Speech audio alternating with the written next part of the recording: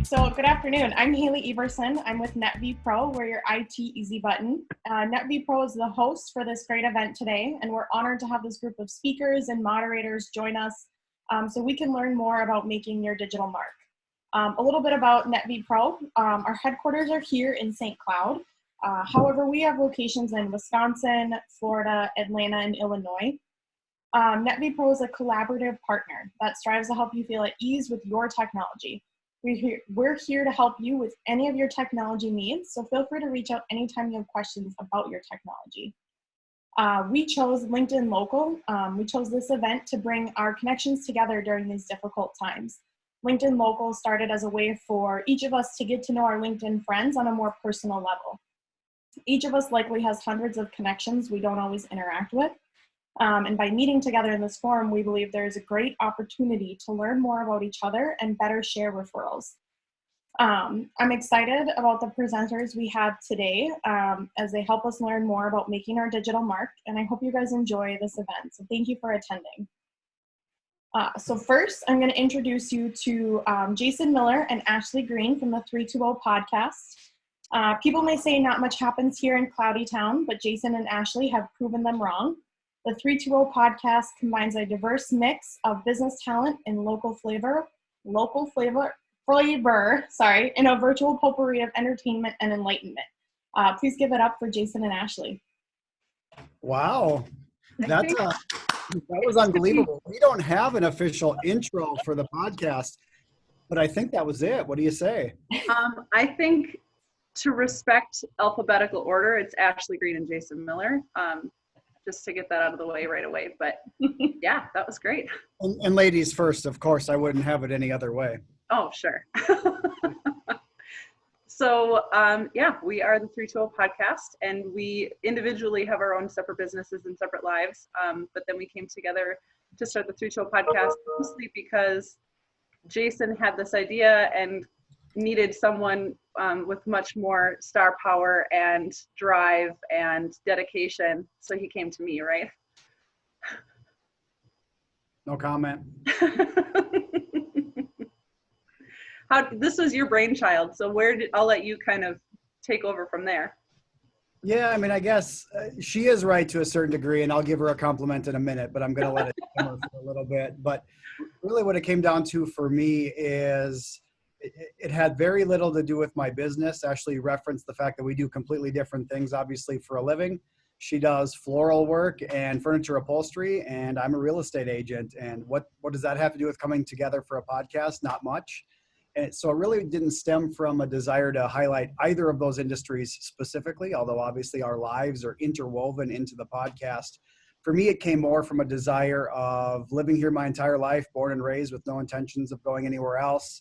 And it tended to be that all you would ever read or hear about our area are things that are less than flattering. So I had enough of it. A year and a half ago, I'd been hearing other agents and other industries just kind of talking about how they were, using podcasting to leverage their brand and their marketing and just kind of getting exposure out there for their business, but also talking about something else that they're passionate about, be it sports or the outdoors or whatever the case might be. So again, for me, a year and a half ago, I decided I really want to highlight the people, places, and things that make St. Cloud and the St. Cloud area a really great place to live and work and play as well. So I had this stewing in the back of my mind for 12 months. I had purchased the equipment, and it was sitting right behind me on that desk, and I had done nothing with it because I had these ideas. I had people I wanted to bring on and interview and kind of highlight to Central Minnesota, but I didn't have that push to kind of say, okay, let's just do it, because I'll plan myself into the ground. And if it's not perfect, I just won't do it. As a matter of fact, I heard a quote last October that has stuck with me ever since. A speaker that I was at, she said, done is better than perfect. And I need to hang that from the ceiling and look at that 16 times a day and kind of remind myself of that. So last, I guess it was right after the first of the year, sat down with Ashley in Jules Bistro and said, here's this idea that's been stewing in the back of my mind. I want to do this podcast. I want to highlight cool people in Central Minnesota and maybe talk about events and things like that. And I said, what do you think? And she said, I think that sounds awesome. Let's record it tomorrow. And we did. And that was the beginning of it. We had one brainstorming session. And we went live the very next day with what we now call episode 1, just the introduction to the podcast and to us, with no podcast experience. I had never done it before. Ashley, she can speak in her own words, but I would say had modest podcasting experience, at least knew the platforms and where to put the microphone. But that's as much as I think we knew going forward. And at least to this point, we're 18 episodes in, and if this all goes well today, we're going to steal this and hopefully use this as episode 19. So you all are unwilling podcast guests. So thank you. Yeah, that was kind of, I had done a little bit of podcasting and, whatever, but when you had come to me a year prior and we're talking about wanting to get this started, I thought it was a great idea. And I thought, what better, to bring to St. Cloud than a little bit more of a sense of community. And I think, who was it that we were talking to that was talking about basically starting was it Mandy? Where we were talking about basically coming up with our own narrative for what our, town's reputation was going to be. And I think it's going great. I have fun with it. I get recognized out in public as being the face of the 320 podcast. So works for me, but yeah, I think it's great. And coming from a transplant into the St. Cloud area, you know what the reputation of a place is ahead of time. And of course, like being an angsty teen, I was like, I hate it here and I'm getting out as soon as I can. And then I never got out and I don't want to. So it's actually been a topic of discussion where my partner works in the cities and he's mentioned wanting to move to the cities. And it was like, yeah, but this is such a great area and I couldn't imagine living anywhere else. So what better than to honor that by having a podcast highlighting the really cool people and events and things that we do in this area.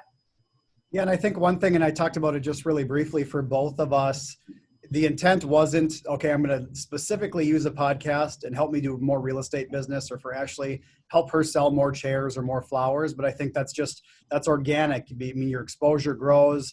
People know who you are.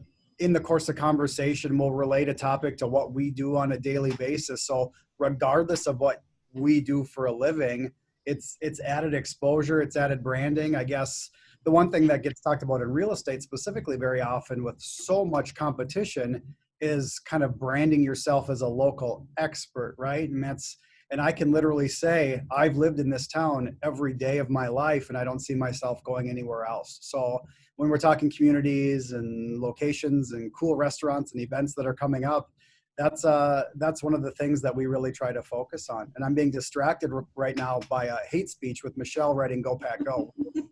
Just not appropriate for a professional podcast. Mildly professional is, I think, the best thing that we could say about our podcast is mild to moderate. But that was the thing I think that I mean, who would really listen to a realtor and someone who does floral and someone doing upholstery talking about real estate or flowers or upholstery? Like, it doesn't really have much of a broad appeal. But that's, I think, the beauty of bringing on the guests that we do is we can talk a little bit about what our experience has been like, but it's more fun to hear what everybody else has going on and, where they started and why they make this area their home. So it's a brilliant model, I think. Yeah, and we've had a ton of fun with it. So I think we're going to try to keep our little piece to 5 minutes or so. At this point, it is my pleasure and honor to introduce our first featured presenter today, Michelle from Bad Cat Digital. We'll let Michelle kind of give her own bio and take it away, but please, join me in welcoming Michelle from Bad Cat. Thanks, Jason. Thanks, everybody. And I will say it's not hate speech, Jason. Paul, it's just a coincidence. Paul put up a picture of himself and it looks like his family, just beautiful. And his, I'm thinking son is in Packer jersey. So I wanted to welcome and honor a fellow cheesehead today. So we are going to talk today a little bit about making your mark on the map. And I'm actually going to change this. Let's see if this works. Yes, do the thing. Okay, so this should be full screen. Yeah, we're looking good. Everybody can see it? Okay, so one quick housekeeping thing. I'm going to run through the presentation pretty quick. Jason is, I'm going to stop a few times for questions, and Jason's actually going to be moderating that. And so besides the football slander that's happening in chat right now, if you have any questions for me, please put them in chat. And there'll be a couple times in the presentation where I'll pause and ask Jason about if people have any questions. So just really quick about me, I started Bad Cat Digital after moving to St. Cloud about 4.5 years ago. I started Bad Cat Digital after I've been in town about 6 months. And in the last 3.5 years, we've grown from me in my basement to a full service agency with 8 full-time staff. And now we're back to me in my basement. So with the staff, but they're not in my basement with me. So I'm really excited to be able to share with you today. There have been actually a lot of changes just in the last week to this. So I'm going to run through some basics right at the beginning, and then we're going to talk about some specific things that are happening right now, if we have time. So the first thing I want to talk about is your maps. So from a business perspective, there are multiple listing websites, and you know this because you probably have your Google map listing. You might have thought to yourself, oh, there's another search engine out there named Bing. So the people in my life who don't know how to change the default search engine on their browser or don't know how to download Chrome are probably using Bing, and I should probably have a map there. And then there's also the people in your life who work or who use an Apple device, like an iPhone or an iPad. And if they're talking to it and saying, hey Siri, hold on, I have to cover because my phone will go off if I say it. So hey Siri, where's the nearest coffee shop? That's actually Apple's map, unless you reset your device settings. So there's 3 separate ones, and they don't really talk to each other that well. They do a little bit, but not well. So you do want to manage them separately, and we're going to talk about all 3 here right now. So the first thing is the Google map. I actually just pulled a screenshot. This was from yesterday. Searles was on my mind. Wonder why. But so I pulled a screenshot off of the Google map. There are a lot of things about this that a lot of times people don't get. And I've actually had the question before, well, my business moved and I updated my address with the postal service and my Google map address didn't change. And it's like, no, you kind of have to do that yourself. So you're actually managing your Google map or your Google business listing through a service called Google My Business. It's sometimes shortened to GMB. The address for your business must be unique. There can only be one listing per address. And so a lot of times you'll see, like, for example, Jason, a real estate office, you'll see Premier Real Estate has the address, and then each real estate agent may have the same address with a different suite number, so that they can have their own listing for their own business underneath that umbrella. So the address must be unique. The address also must be able to receive mail.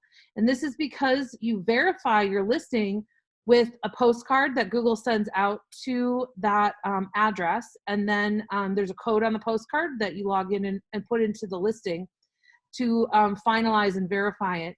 And this actually comes up as a challenge with, for example, property development, where somebody will want the show house to be on the Google map, but it can't receive mail. So that's something to consider. And then if you have somebody sorting your mail, you usually have to do this 2 or 3 times because it just looks like crap that you just throw away. It's a postcard, it looks like junk. So so that's something to know. One of the biggest features and the biggest uses of the Google map are the reviews. We're going to talk more in depth about the reviews when we get through the Google, Bing, Apple thing. But just know they're really important. You can tell because I typed the word 3 whole times. Reviews, reviews, reviews. And now it looks weird because I typed it 3 times. So I'm just double checking quick to make sure I spelled it right every time. Yes. Okay, good. And then the other thing with the Google map, this is probably the most robust of the 3 platforms. And so you can upload all kinds of pictures.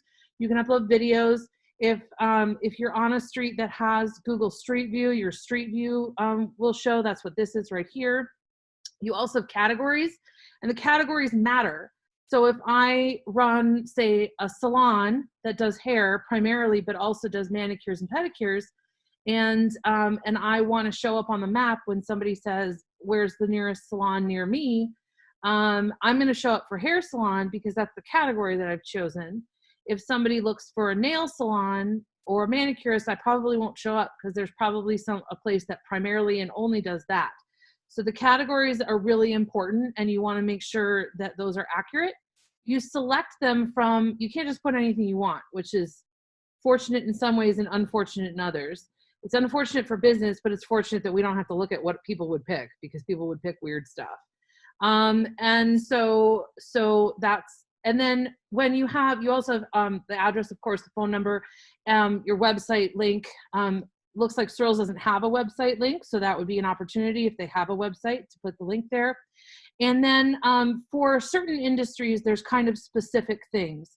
So for example, for the restaurant industry, if you work with a delivery service, a link to your listing on their website might be here as a way that you can order, those kinds of things.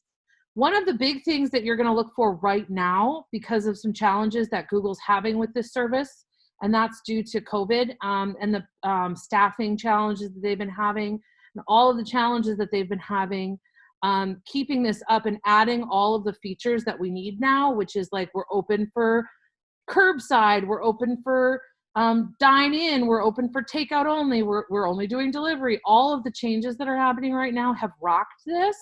And so one of the side effects, and I would encourage everybody after this today to go look up your own listing and check for this down here where it says own this business. That just means that it's up for grabs. You might have claimed it already, but they're kind of all turned off. So you're going to want to reclaim your businesses. So that's Google. That's what you have. With Bing, the nice thing with Bing is that if you claim your Google listing, you can then import it into Bing, which is really nice, because then it'll just import exactly as is, and you can verify on Bing. The other nice thing about Bing is that you can verify through a phone. So you can have the phone answer, the phone number get answered with a verification code instead of waiting for the mail. So that's also really nice. Again, there's categories, again, there's hours, and again, reviews are really, really important here. And one note about reviews is 5-star reviews. Like if your average is 5 stars, that's not necessarily awesome. You kind of want 4.7, 4.8. It's definitely more believable for people.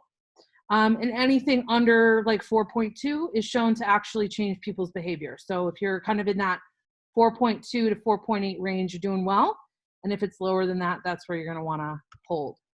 I know that there's a couple of questions coming in. Let me just go through Apple really quick, and then I'll stop for those. So I'm watching. I got you, Jason. So Apple, this is actually an important one because of Siri and because of voice recognition and that Apple map. So in order to have an Apple listing, you have to have an Apple ID.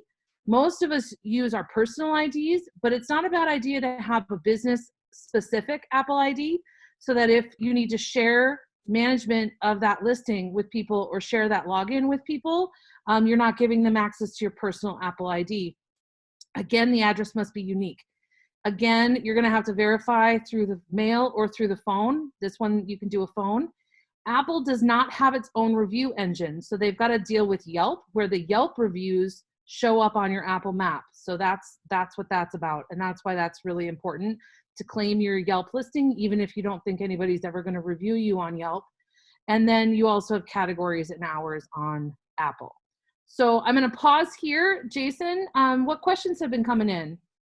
Yeah, I think the first one from Barry says, how does the import to Bing work?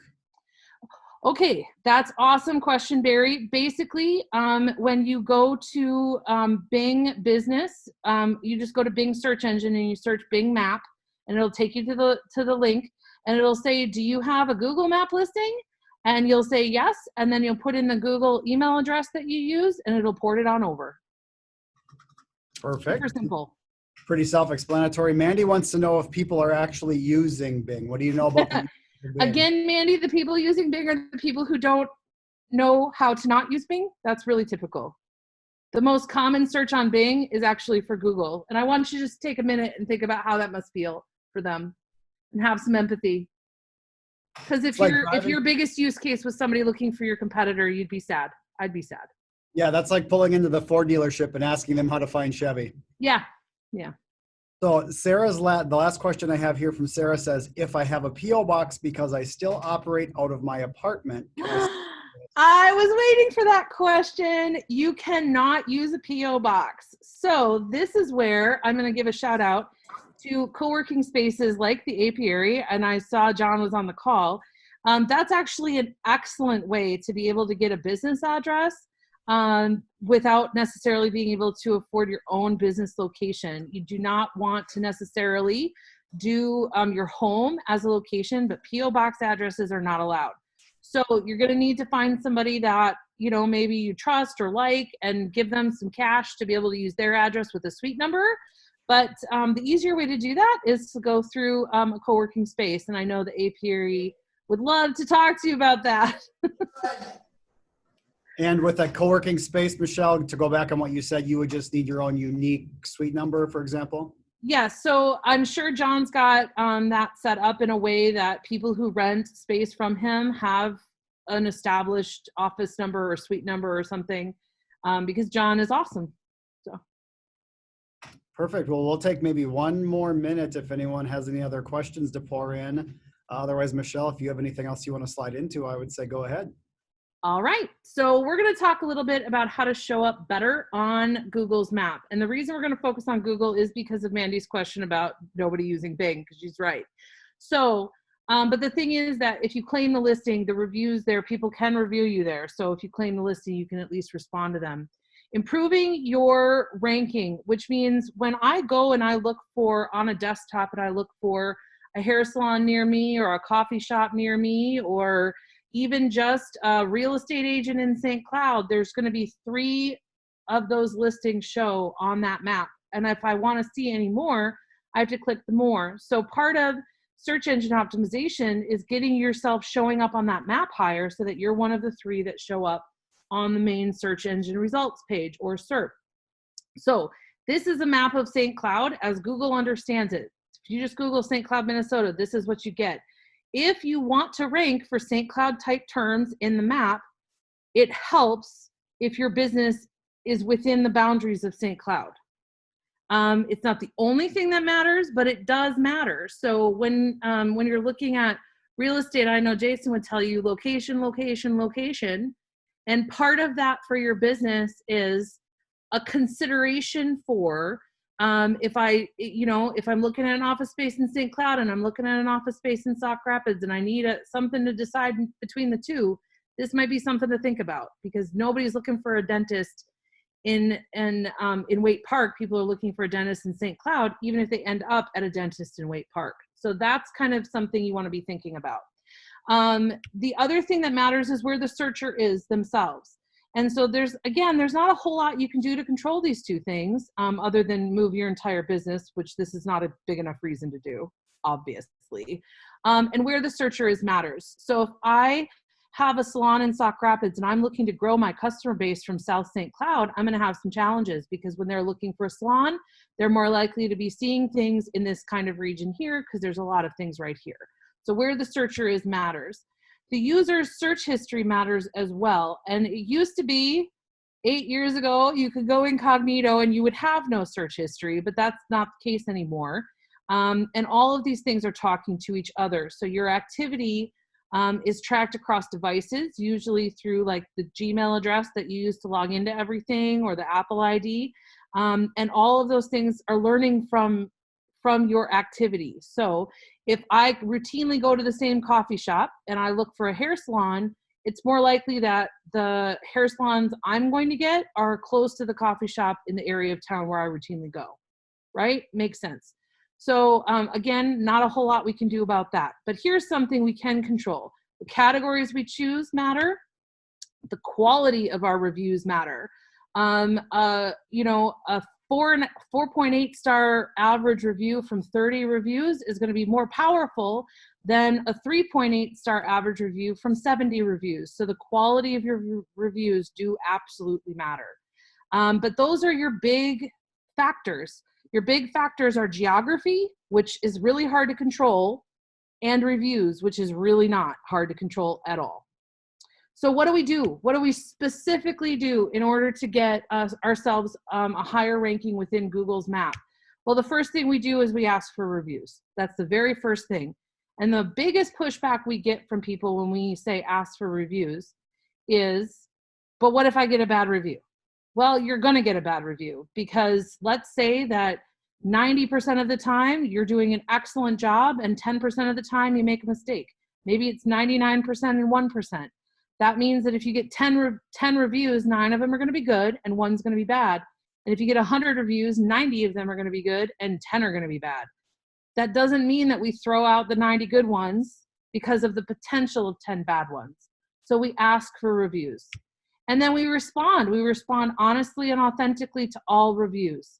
That's something that's really important. When you actually actively respond to your reviews, you're showing people the customer service that you provide, even against the negative ones. You're showing people that your company cares. That's a really big deal. And you're also showing the search engine that you're engaged in your listing, that you're engaged with your audience. And that's what they're striving to do, is show users companies that are engaged and are valuable to users. You want to be realistic about your expectations. If you have an office location in St. Cloud and you want to be on the map for Minneapolis Realty, it's not going to happen. So be realistic about what you can expect out of the map. Now, there's other things that you can do, from ads to different search engine optimization techniques, that can help with that, but be realistic. NAP listings. NAP stands for name, address, and phone. So I just listed 3 maps, and there's probably 750 more. And there's that 85-year-old woman out there who's going to find you on a MapQuest listing from 2006, and it's going to be wrong, and you're going to be frustrated, but she's the only one who still uses MapQuest, and she's the only one who still uses that. So let's just focus our energy where it's the most powerful.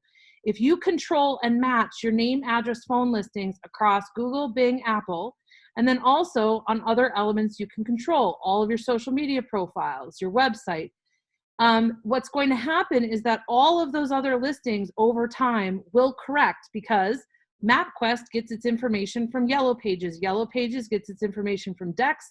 Dex gets its information from Google. So eventually, like within the next 6 months, they'll all be right.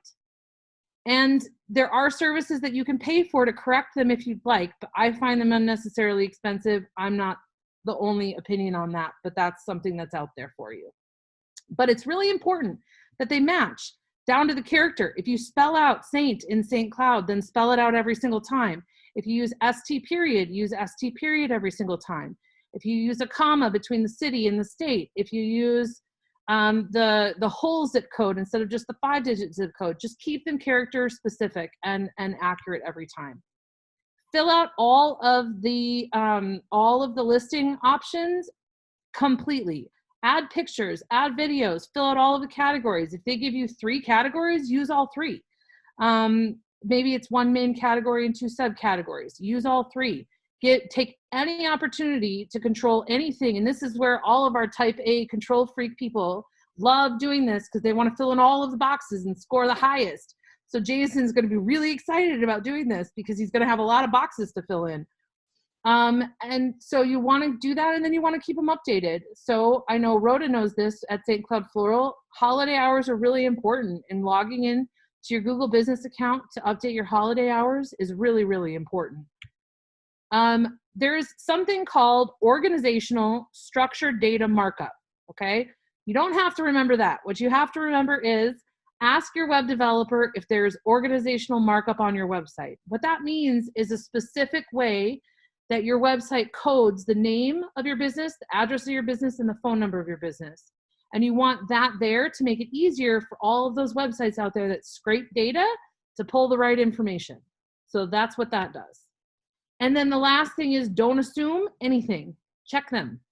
Check Google, check Bing. It's just like anything else. Google had all these problems the last 6 weeks, and now people have to go in and reclaim their listings. So I'm trying to tell as many people as possible about that, because otherwise somebody could swoop in and pull it out from under you. You want control of these things because your business's reputation is important. And then the last thing is find a local guide. So local guide is a moniker that Google has. Yelp has something different. I think they're like advanced. I don't know what they're called anymore. They change it every 6 months, it seems. They rebrand their people. But basically what it just means is somebody who reviews people a lot. And their reviews are typically weighted a bit heavier in the average star rating. So if you've got a friend who's a local guide, or you see their name come up as a local guide, then you should ask them to review you, because it'll be stronger than if somebody who's just brand new to the platform reviews you. All right, I'm gonna hold there for just a second. We're gonna talk about getting rid of bad reviews, but Jason, are there any more questions that have come in? Yeah, there are a couple, and I bet these aren't the only people that have this same question. So Craig's asking one. I think if I paraphrase correctly, he's asking for a little bit more detail on claiming your business profile on the Google My Business. So Craig, if that's not correct, if you want to chat maybe a different question, or if I'm not asking a question correctly, but Michelle, how can we claim our business profile? Right down here, if you search your business's name on Google, you see the listing, and then down on the bottom here, it says own this business ? That is a link. Click that link and follow the instructions. That's how you claim it. And if it's not there, then it means it's already been claimed. And so if you work for a company that has a marketing department or works with a marketing agency, you'll likely be able to find out what Gmail address or Google account was used to create this listing. Other questions? That answered a follow-up to Michelle. So I was going to say, I mean, is there a potential out there for someone to go rogue and claim a bunch of people's businesses just to be a nasty person? Yes, there is, but it actually takes real work. And that postcard, that verification postcard, or that verification phone number is there specifically to stop that, because you have to have that physical postcard that you received mail at the address in order to verify for Google. And for Bing and Apple, there's a mailing option, but the phone, somebody answers the phone and then they get a code, and then you have to type the code in. So it's actually pretty hard. Okay. And it appears that we have a local celebrity on the meeting today. Barry Ross is a level 7 local guide if anyone needs reviews. So, I mean, that's some Dungeons and Dragons, like top level winning stuff, right? That's awesome, Barry. Congratulations. That's actually a lot of work. Yeah, I bet. Haley did ask the question, is it true you cannot remove a Google review? Well, it is absolutely true. How to get rid of bad reviews, Haley? You can't. So that's a glib and short answer that actually has a much longer answer. So there are things that you can do if reviews are about the wrong business, or they're blatantly false, or there's some sort of obscenity or foul language in them. Every platform has like an appeals process, and it changes every 6 months. So if you're questioning a particular one, just search it, just Google it or Bing it if you're that person. But just search it out, and every platform has their own appeals process. The biggest thing you can do with bad reviews is to bury them. So I got this question the other day from somebody who said, how do I get, our Facebook reviews are overall really good, but the one at the top is a bad one. How do I bury it? Well, on Facebook, what matters right now is interaction in the review. So one of the reasons I say reply to all reviews, not just the bad ones, is because your reply to a bad review could increase its interaction and pull it closer to the top. And other people's interactions in the reviews don't. So if you reply to a positive review and then other people like the review, share the review, or comment on the review, a review on Facebook is kind of like a post type. So you can do a lot of the same things with it that you do with posts. On Google, the answer is different. On Google, the answer is A, hope they're not a local guide, unlike this. And then B, get more reviews, because they show up chronologically pretty much, unless they've had more interaction. So again, you want to interact with all reviews and not just the negative ones, because the reviews with more interaction are deemed more usable. So the short answer is you can't get rid of a bad review. The long answer is there is an appeals process, but don't count on it being successful. So, so thank you so much for the excellent transition, Haley. different platforms have different rules. We just talked about that, and the rules change. They change all the time. So you're going to want to look into that. But here's the biggest thing. And this is a big conversation because, you know, I own a small business. We sweat blood for our small businesses. We care about our staff. We care about our customers. We care about everybody's experience. And when it doesn't go well, we can get defensive. It's embarrassing. We don't want people to know.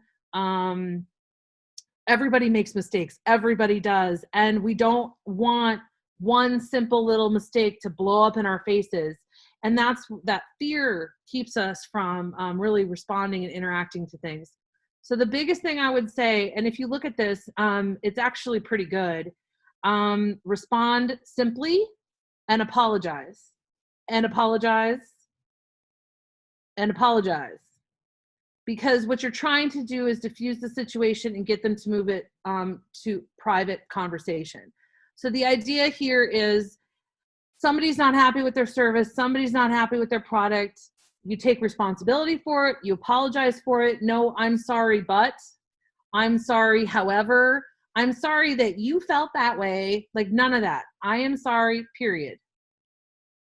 I am sorry, period. I apologize for any miscommunication. This is what we strive for. This is what we're trying to do. I would love to follow up with you privately. And again, thank you so much for trying us out. And I am sorry for your experience. And that's how you diffuse the situation. It sucks because we want to protect ourselves and it hurts, especially when it's something like maybe a past employee's friend gets on and leaves a terrible review and you know it's not true and you know they weren't there. And now that's out there for the whole world to see. And it feels like, you know, somebody's walking behind you, throwing water on you and yelling shame. And so, so you have to kind of get over that and write something out. So for example, something that we recommend is to think about writing replies to bad reviews in advance of any problem. Because now you can do it in the cold light of day and write yourself the script that you can just enter specific details into for that person's experience. So those are the kinds of things that we tend to recommend. And the other thing is, if you talk to a friend and write out your rage response and then talk to somebody else who's a business owner, they'll help you pull it back to something maybe a little bit more reasonable. Maybe not a best friend because they're going to be just as mad as you. But that's a really important thing. Almost all of the PR disasters about reviews for businesses have not been about the original review. Almost all of them have been about the company's response. So this is incredibly important. You do want to respond, but you want to respond appropriately and well. Okay, so I'm done with my soapbox on that. That's actually the end of our conversation today. So Jason, I'll take a few more questions. I know we might have just a couple more minutes. I try to go through that pretty fast. Nope, we're doing great. My esteemed podcast co-host has a question.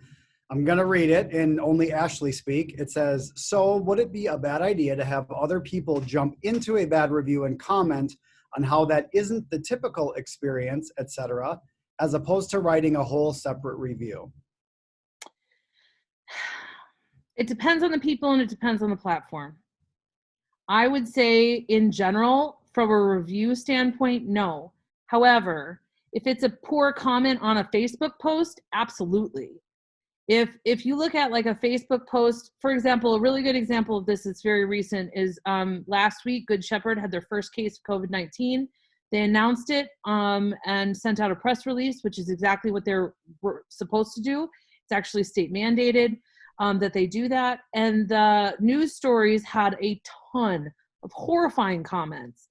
They weren't reviews. They weren't in that review function. And because they're our client, we were working really hard to make sure that none of that kind of entered the review space. But they didn't comment on anything.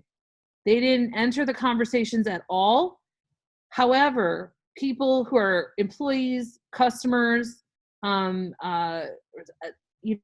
residents jumped into that conversation. And that's where that brand ambassadorship becomes really, really important. That's where, you know, you're gaining loyalty from your best customers, and that's where that can come in. So to answer the core of the question, Ashley, not in the review platform. I don't think so. Because what you're trying to do in the review platform is de-escalate. So imagine that the person giving you the review was doing it over your retail counter in front of 100 of your other customers. You don't want to start a fight. You're trying to get them to make it private so that you can have a private conversation about their customer experience. When you're thinking about a Facebook post or an Instagram comment, that's going to be in a more appropriate forum for that. And she was obviously just asking this as a hypothetical because clearly she's had a negative review herself. I will move on to a question from Allie. Allie is asking, are there any suggestions for reviews that are totally untrue? It says, we're HIPAA bound, so we can never outright argue, but it's hard to apologize when something didn't actually happen. So the biggest thing I can say is still apologize. You always start with the apology because that's all the person wants to hear. And if the regulations will allow you to say, I am sorry for your experience, we have dug through our client records and cannot find any record of your experience. We would love to discuss that further with you privately because it's inappropriate for us to have that conversation in public. Again, I'm so sorry you experienced that. I would love to talk to you privately. Here's how you get a hold of me. And that's a way to maintain the customer or the potential patient's privacy and tell the whole world that the person's crazy and doesn't know what they're doing. So you're diffusing the situation.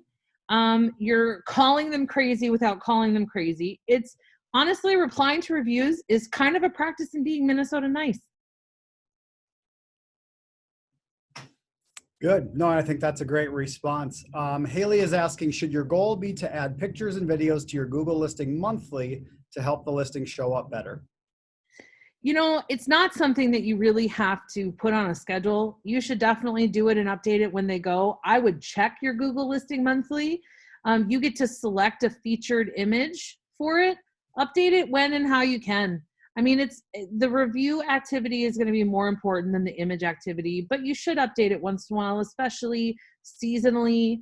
If you have a new service, you have a new logo, you have a new tech. It's not a social media platform. It doesn't need its own content calendar. We don't have to make this complicated, but it is something to just check once in a while. And if you check it monthly and you're like, I'm here, I might as well pop that new picture in. Great. But this doesn't have to be a super complicated long-term part of our day. I do think you referenced it a little bit, Michelle, but I think one of the big things I noticed throughout the changes of COVID is with reduced hours and changes to schedules and things like that. I mean, that's on the business owner or the person in charge of the Google profile to get in there and make sure their hours and days of availability are accurate, right? Yes, absolutely. And so when it changes day to day, that can be really difficult. And so, you know, you have seen businesses do that through posting on Facebook to their followers and things like that. But one of the reasons that Google shut down their reviews for 6 weeks, besides making a bunch of these changes, was because they knew people were going to complain about things like driving up to a business that was closed. And so, however, now those reviews didn't stop. They just got held back from being shown publicly. So now they're being released publicly after being held for 6 weeks. So this is a really good time to be reviewing this for your own business. Maybe one final question that I have too in regards to Google Street View. You mentioned that.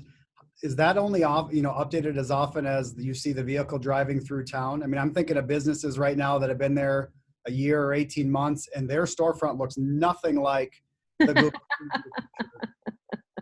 You know, this is another one of those things with a short answer and a long answer. So the short answer is pretty much, but the long answer is there's actually a service called Google 360 that is a photography service with Google cameras. There are a couple of photographers in town that do Google 360. And what that is a service where they've actually had to pay quite a lot of money, and there's kind of a minimum that they can charge. I'm pretty sure it's per photo, but it's a special camera that takes a 360-degree view of your space. So for example, if I was, apiary co-working, I could call one of these photographers and have the picture start with the street view and then go into my space and do 360s of my space so that the user can actually, on my Google business listing, get 360-degree views inside my business as well. So that's something that you can control. And when you do that, you have to link those 360s to the current street view. And that's an opportunity to correct that street view. Great. Yeah, fantastic. Well, that's all we have for questions. Michelle, any... Really quick, though, because somebody's going to ask. Yeah. If you want to know who those photographers are and how you get a hold of them, just search Google 360 photographer near me, and you'll get to the listing.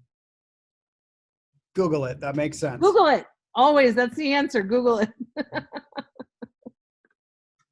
Well, I think that's everything for Michelle today, and we are right on time. So if you know how to, go down to your little reactions button at the bottom of your screen and hit Michelle with a round of applause or a thumbs up if you would. Thank you, everybody. I really appreciate your time today. And I will hand it off to Ashley, who gets to introduce our next speaker. Yes, I am so excited. My next speaker is someone that I met, I would say about a year and a half ago at one of the Good People meetups that she is in charge of. Oops, one sec, Dolly, can you turn the water off, please? Working from home.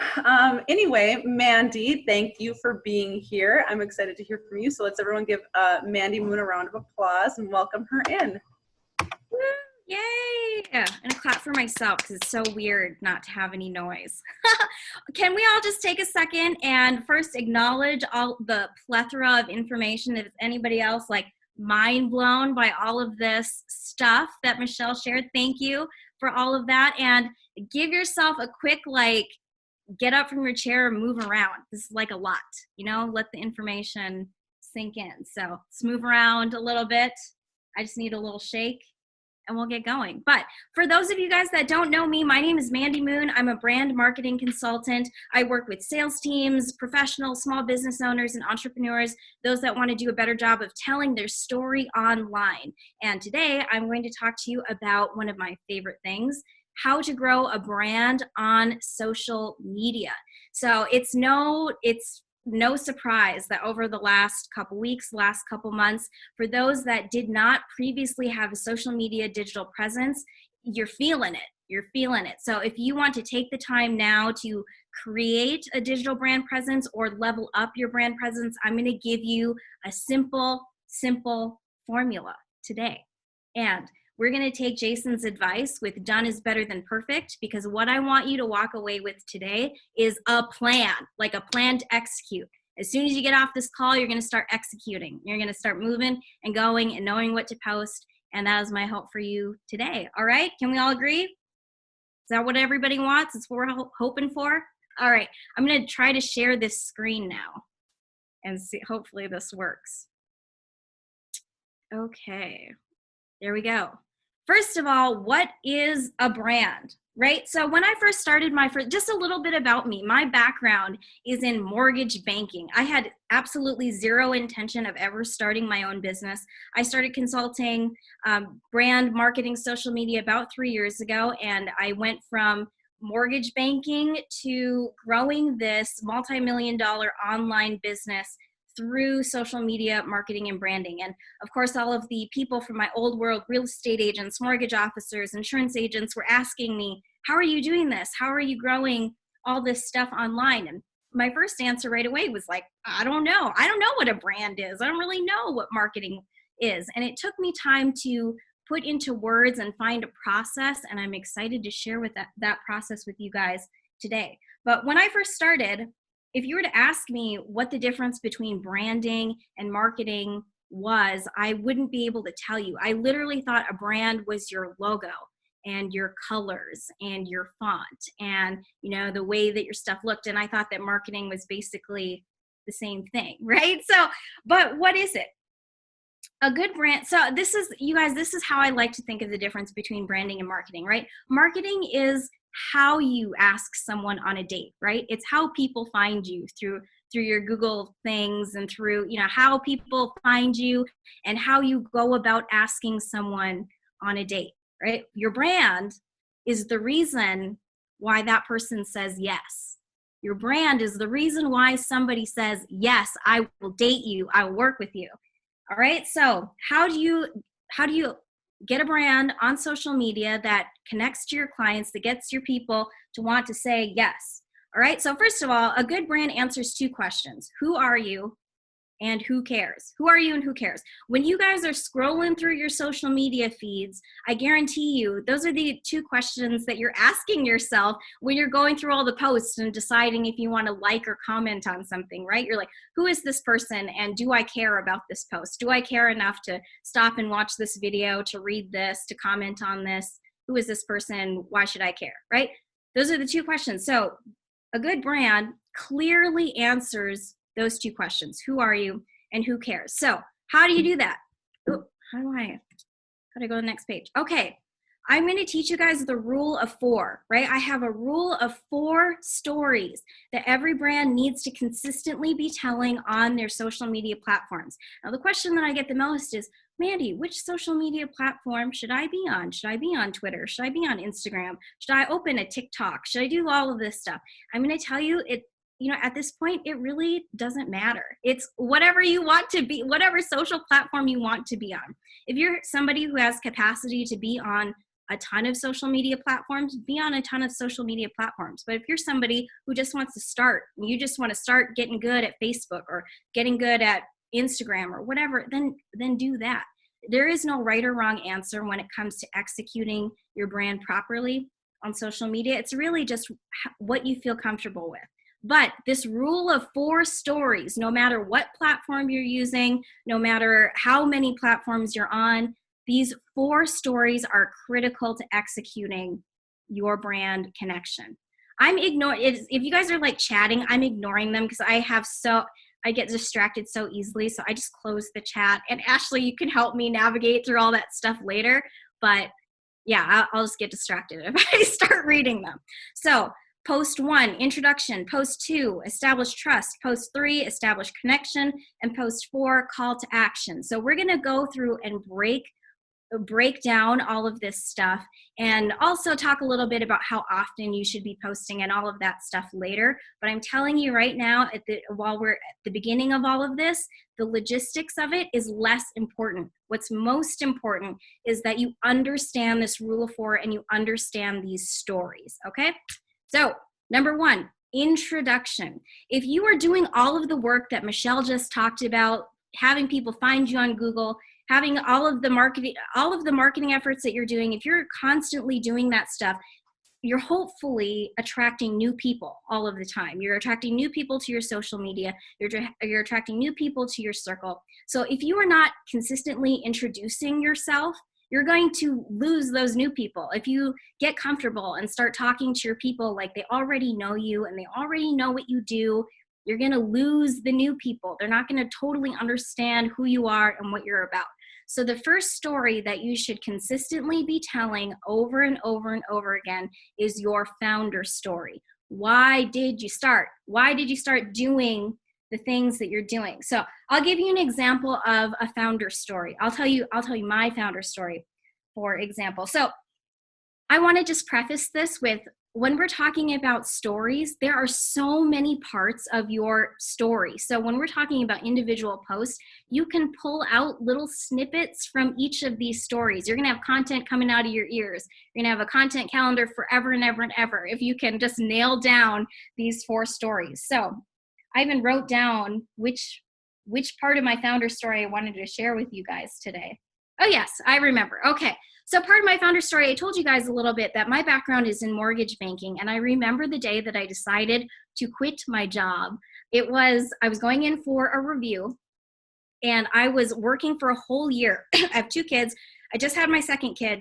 I was working so hard for a whole year, missing bedtimes and, staying late, working weekends to try to get leveled up. I was trying to work towards this raise, and I sat down in my chair for the review, and I was just deciding how much more money I was possibly going to make, right? And my boss sits across the table from me and she looks at me and she's like, Mandy, You're not going to get this raise. And she started to list all the reasons why she didn't believe that I earned it or whatever. And she was like going on. And in my head that day, I decided that I was never going to work at a job where somebody could tell me how much money I could or how much money I could not make, how much money I was worth. And that's the day I quit my job and decided to be an entrepreneur. And that was like 3 years ago. And I've been going for it ever since. So that is an example of a founder story. Now, I just shared that with you guys. I shared that story a lot on my social media. And again, that's just one part of it, one little part of how I got started. There's so much more adversities that I've faced, people that have helped me along the way, positive things that have happened to me. Those are all things that are a part of my founder story. So if you can just take a notebook and write down your founder story in as much detail as possible, again, you will have content for forever and ever and ever in this introduction post, okay? So I'm gonna stop for a second and see if anybody has any questions on your founder story and introduction one. I'm gonna open the chat and see. So Mandy, I'm fielding your questions, and the only one so far came from Grandpa Jason, who was wondering what TikTok is. I think we should send him to look on Bing and continue going. Oh, Grandpa Jason, I love that. Okay. I asked Jeeves and he doesn't know. Ask Jeeves. Is that still a thing? I feel like I've heard that. Okay. Ask Jeeves. Oh my gosh. Megan McGlynn, mortgage passed. Yes, Megan, mortgage passed. Yes, you know the struggle. You know it. I know there are a lot of mortgage people here. You guys know. Okay. So I love it. Founder story. So I love this story because it's so real. You know, when I first started business, people were like, be authentic, just be yourself. And I'm like, how? How do you be authentic? How do you be real? I don't know how to not be that, but telling your founder story is one of the easiest ways for you to open yourself up to be real. So people know where you came from, why you started. It's so important. Nowadays with social media, like everything is so transparent. People want to know how the sausage is made. They want to know. I mean, we watch hours and hours of videos and how-tos, and people want to know and they want to see it. So your founder story is the easiest way to open up and to just let people into your process, okay? So that's post number one. Post two, establishing trust. We all know that people buy from people they trust, right? So the internet is notorious for, schemy, icky people. So how do we create a brand online that people trust? The easiest way that I found to do this is by telling your purpose story. Your purpose story is a story of what keeps you going, why you do what you do. Now, to break that down even further, the best purpose stories include your values, your personal values, the things that you hold important with your services. So if you can tell a story that includes your personal values with a service that you offer, those are the best stories that resonate with people and have them think, oh, that's why that person does this. I want you to think of it this way. If you do not tell this story, if you are not in charge of telling your purpose story and telling people why you do, what keeps you going, I guarantee people will make this story up for you. Everybody knows the sleazy car salesman. Everybody knows, oh, they're just doing that for the money. They're just, blah, blah, blah. So if you're not in charge of telling your purpose story, people will make it up for you. Now, I will give you an example of one of my purpose stories. And speaking of sleazy car salesmen, my dad was a sleazy car salesman. My brother worked in auto sales, and my husband worked in auto sales. So I totally understand this world of sales, this world of, what have you done for me lately? Like all of that. And part of my purpose story and part of what keeps me going is I grew up with a dad who worked bell to bell, every weekend, all the time. I watched my brother do it. I watched my husband do it. And I remember like that frantic feeling at the end of the month, trying to close deals, right? At the end of the month, it's like, do or die. You do whatever you got to do to close the deal. And you can have a little moment of celebration if you actually make it.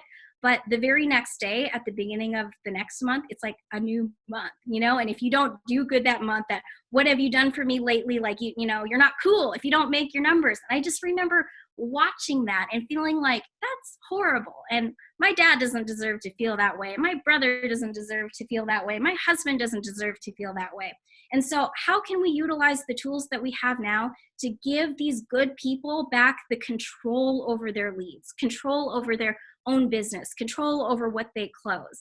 And social media, you guys, is a giant tool to be able to take control of those things.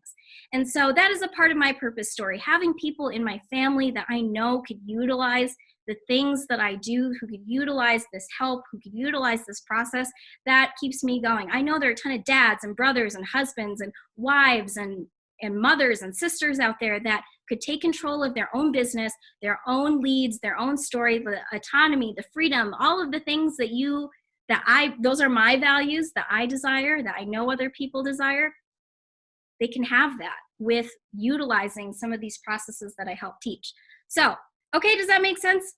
Purpose story, establishing trust. Now, I just told you a story about what keeps me going and why I do what I do. And hopefully you have a little insight and a little understanding of what drives me as a person. You have understanding of my personal values. So can you tell a story that aligns your values with your services, right? So the first thing you have to do is figure out what your values are. Like, what are the things that you value? And everybody says like family, right? Family and all of that. But, take a step further. Like, what else is there? Family is most important, but what else about your family is important? Is it the freedom to do the things that you want to do? Is it time? Is it quality time? Take some time and figure out your values and connect those to the services that you offer. And I guarantee you, once you have those things defined, you'll have stories, right? You'll have stories of how those things go together. All right, I hope that makes sense. Establishing trust. That's story number 2. Okay, story number 3. Establishing connection. Okay, social media is a social network. It was built out of this idea to connect people, right? That is the whole purpose of it, to connect people. It was not built so that we could sell to each other. Nobody wants to be sold to, right? So how do you connect with people, grow your business, sell your product on social media without being a sleazy salesperson? One way to do it is to tell a value story, right? So what is a value story? A value story is a story about why and who should care, why people should care, and who specifically should be caring.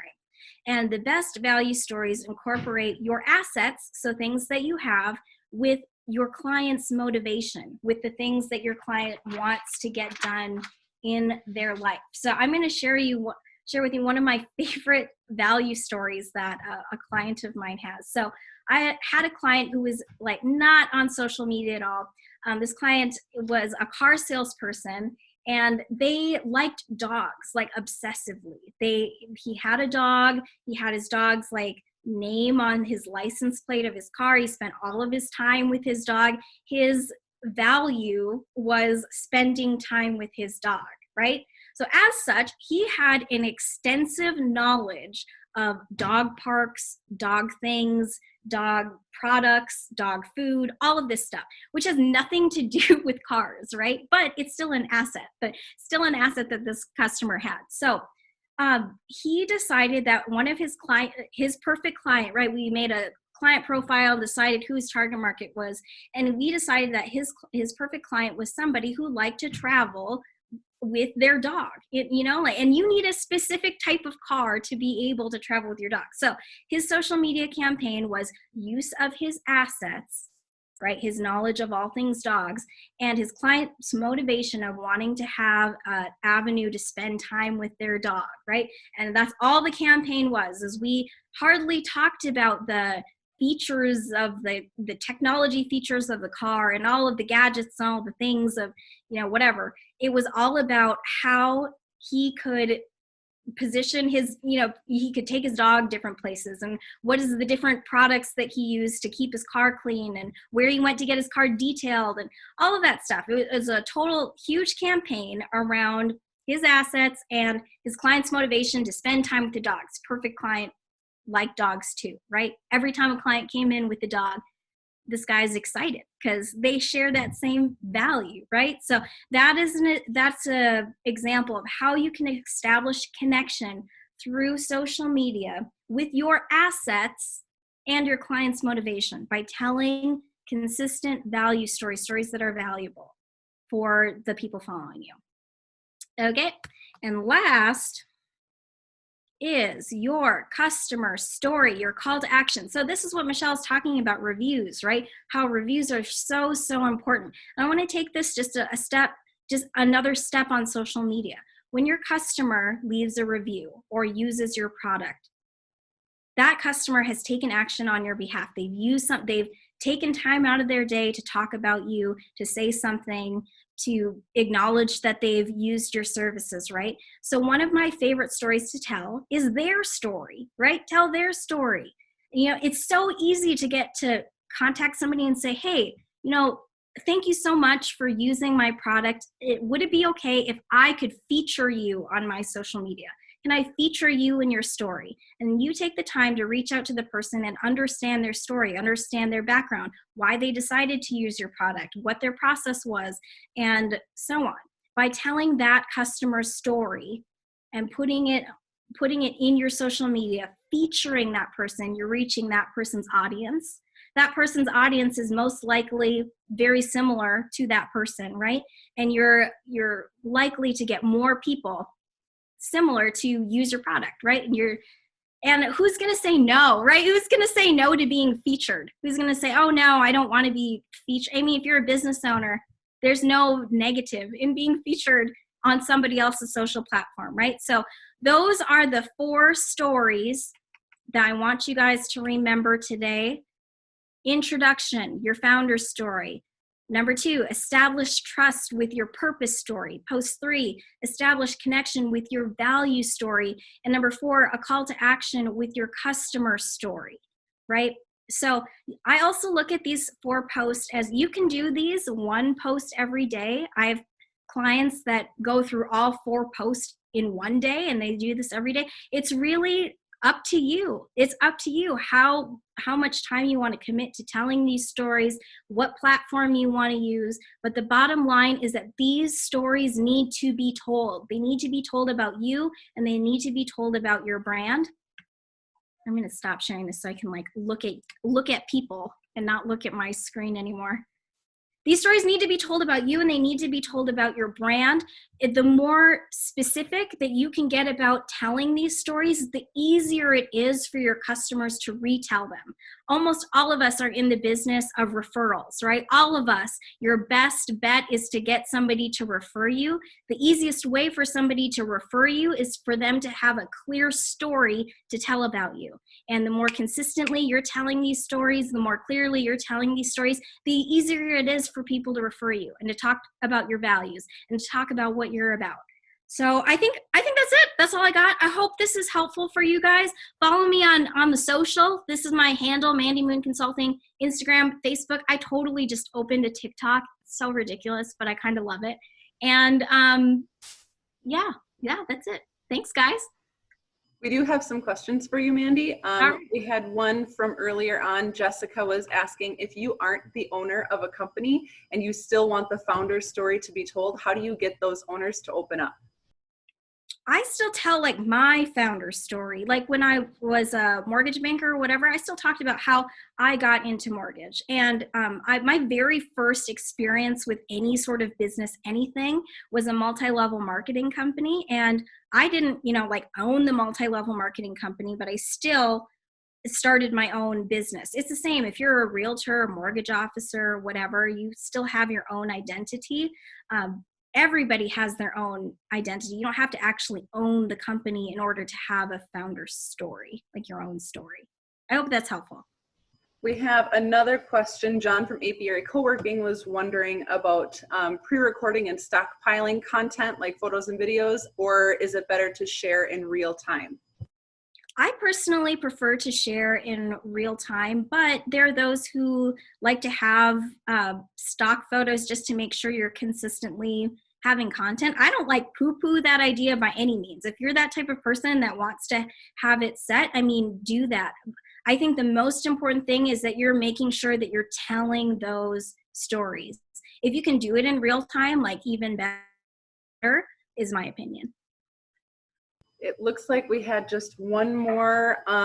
We had somebody, and I have to scroll up to see who it was, but they were wondering how, if you're a startup and you don't have stories that fit under like your client stories, specifically your stories 3 and 4 that you were talking about, how do you do that when you don't have any clients yet as a startup? I would say to make up a scenario. Just say, if you use this it potentially could happen. You know, like this, a story like that. I think people care less about, you know, they want to see it play out. Our brains kind of work in storytelling mode. If you kind of set the scene and you let the people following you see how it will play out, they can imagine themselves in that story. I think it's less important that if you don't have a story, you gotta create one. That's it. You gotta create one. Don't not tell a story just because you haven't had that experience yet. Set the stage. Can I tag on, Mandy? I mean, because I think the moral of the story is you always have a story. I mean, if today is day 1 in business, here's my day 1 in business of this new adventure. And I think people really respond to the authenticity of it. I mean, whether it was in college and I was selling shoes or I was new in real estate, people appreciated I don't know the answer to your question, but I'm going to work my rear end off to go get you the right answer and come back. They could see my hunger and they could see my desire to help them. And that's all people were really looking for at the time. It's the old fake it till you make it. So I would say you may not have a customer story, but you have experiences like, here's what I learned in my first week on the business. Here's some things that I never knew, and I've only been doing this 7 days. There's a story to be told. I absolutely agree, Jason. Some of the best founder stories or some of the most exciting people that I follow are exactly what Jason said. People who are like, hey, I'm starting this new venture. And you want to see where it goes and you want to see what they're up to and how they do it and how they overcome problems that have come along the way. So yes, if you're a startup, you've experienced things just like Jason said. So love it. Well, unless anyone has any other questions, or wait, did we just have one pop up? One sec. That was Allie saying goodbye. There's another one. Oh. You're muted, Ashley. I'm new to Zoom. Sorry, guys. If your social media has taken a turn and has just been a platform for advertising without having that story, how can I go about changing this? You do it today. As soon as we get off this call, you tell a founder story. You can take a picture. You can take a picture of this right now. I just want to say that this right here, what you're doing, continued learning, take a screenshot of this right here. Continued learning is an asset to your client. If your client knows that you're constantly learning the newest thing, that's an asset. And if your client's motivation is they want to be on the cutting edge, they want to know, hey, you're the go-to, you're the person. So take a screenshot of this, tag all of the people in it and say, hey, I'm hanging out with all these go-getters learning the latest and greatest for Google and Bing. Michelle, I didn't know that was still a thing. Don't say Bing. Just don't say Bing. Learning the latest and greatest. And yeah, I mean, I'm sure all of the people on this screen right now, whoever else is showing up, they would appreciate the shout out, the tag, the, whatever, their business being tagged on your social media as well. So yeah, just start. I actually have the same answer to the question about what platform, Mandy. The best platform for you is the one you'll use. Yes. One you use. Yep. Okay, is that it? Are we good? Haley, anything else? You're muted, Haley. I thought I was so prepared. Yeah, I think that's it. I really, really want to thank the speakers and the moderators. So Michelle, thank you so much for coming from Bad Cat. Mandy, thank you for coming from your company, Mandy Moon Consulting.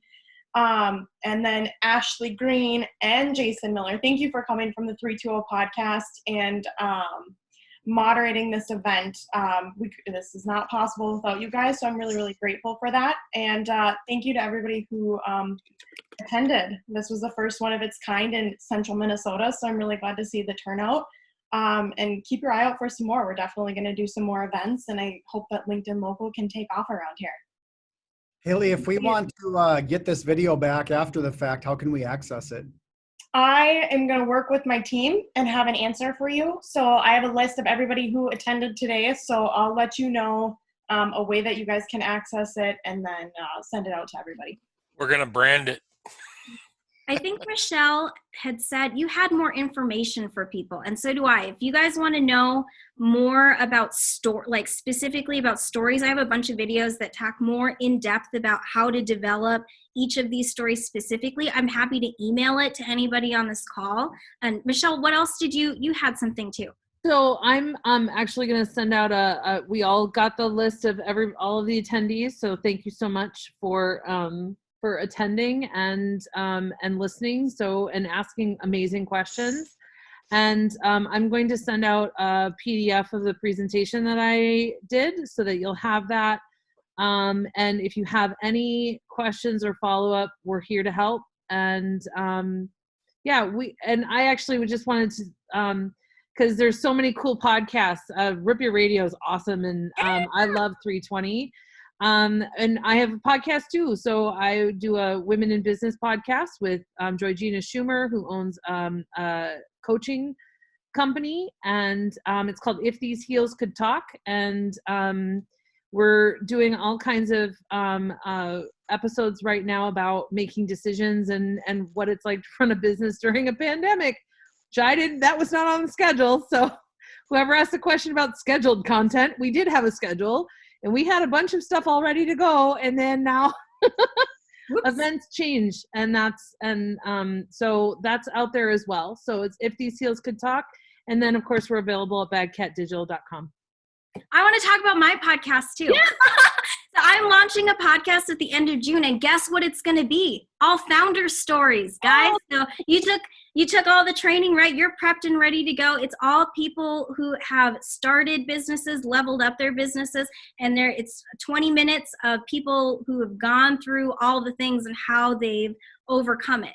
So I'm also the founder of a group called The Good People. So you can find that on social. It's for people that are in that group. Meeting's free. So come. Yay for podcasts. If you're not into it, get into it. It's awesome.